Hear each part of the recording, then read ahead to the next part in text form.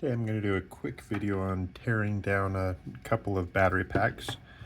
This one is a 4 in parallel 1 series.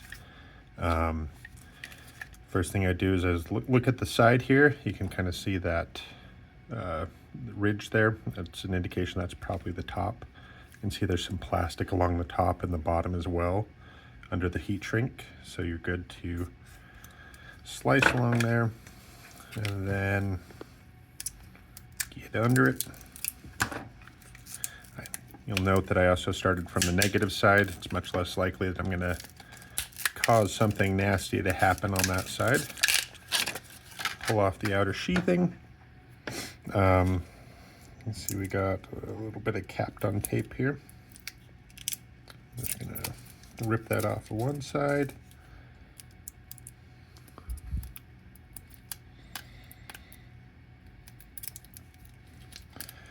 That allows me to pry the plastic off.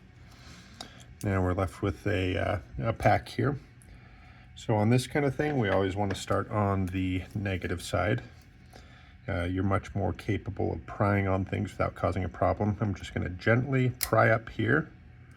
You can see here I got kind of lucky. The welds weren't particularly hot and heavy. Sometimes I end up prying up and then cutting through. I'll just do that here for example. And then I'll just grab and then very gently pry. That gets rid of that. Next thing we do, want to turn the cell 90 degrees and then pull it off. You'll see it's left some kind of spiky bits there, so be very careful of that. I'm just going to set that cell aside, and then I would pry up, but this one's already pulled off, to get to the next cell and repeat the process. See, got some more spikies. Set it aside. At this point we're interfacing with the BMS here. So I'll start on the negative side, clip that off, pull the BMS up, and then we'll just clip that to get it out of the way. Go on to the next one. With these sometimes as well, the easier thing to do is just to roll it up a little bit and then grab and just kind of pivot. Again, just pull to separate.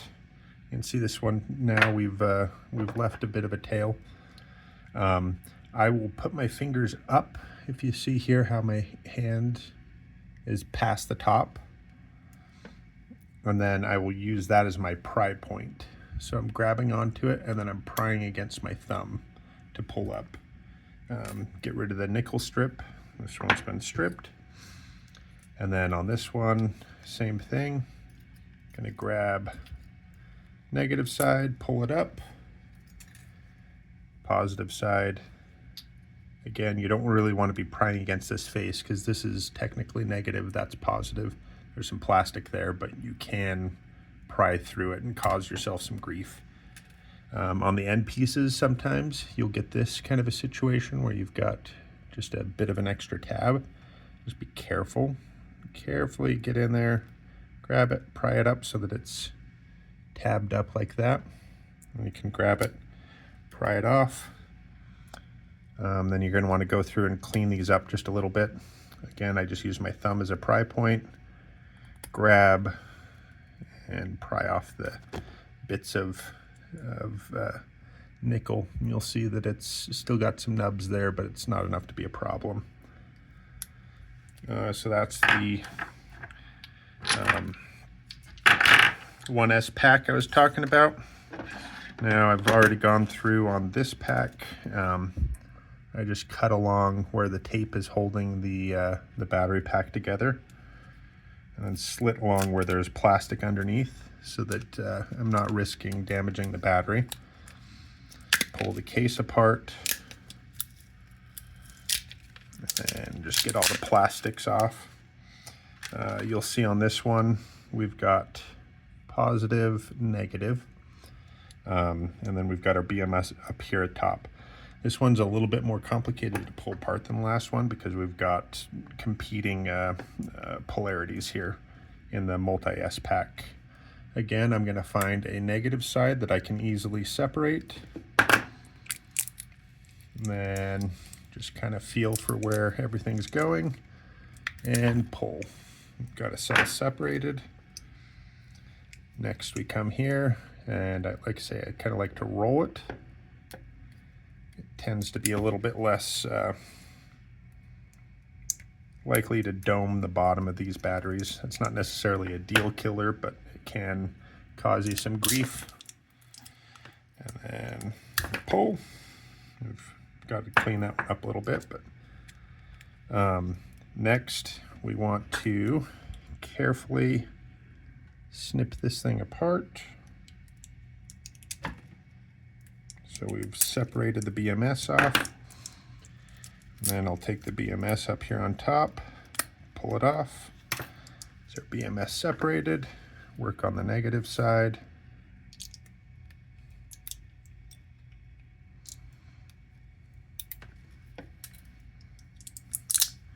And then pull the positives apart. And then it's just the same cleanup over again.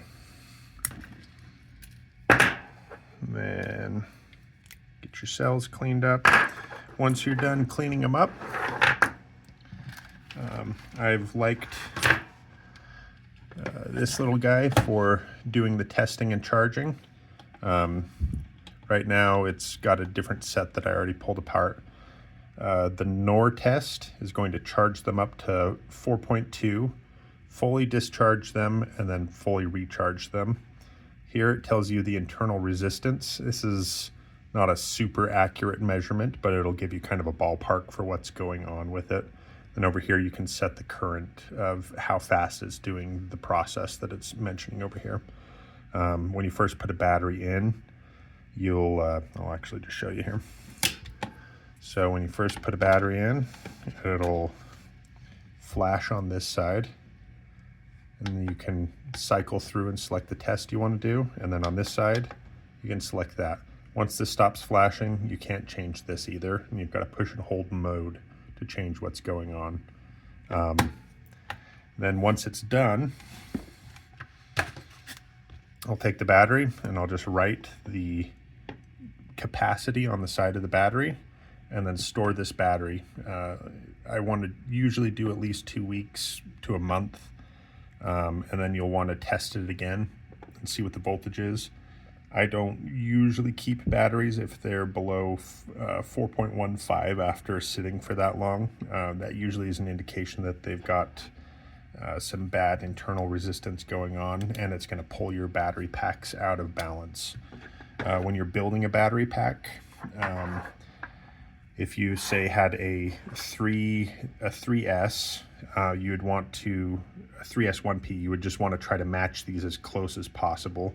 If you've got a bigger pack where you're starting to add more depth, you want to have the parallel add up to about the same across the pack. And that's going to do the best job of keeping your battery pack from getting unbalanced as it's being used. So the cutters I'm using, they're called flush cutters. You can see how they're not dikes where you've got the angle on both sides. One side is pretty flat, and then the other side has got the angle. These are very important to have something like this. This is what allows you to get in there and kind of do the detail work. It allows you to get into places where you might start arcing things out if you have too much room there. So get a good set of flush cutters if you're going to do this. The other component is re-sleeving.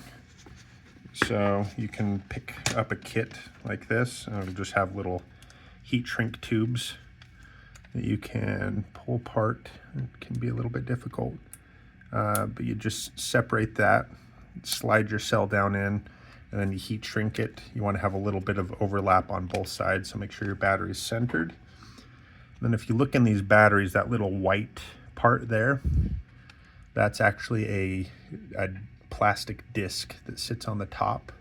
So you'll want to basically put this in, slide that disc in, and then heat shrink over it so you can get that curl there.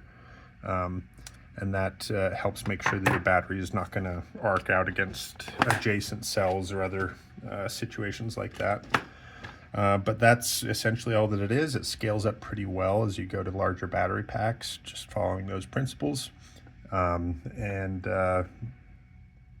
do this with a bucket nearby, full of water if you're worried at all.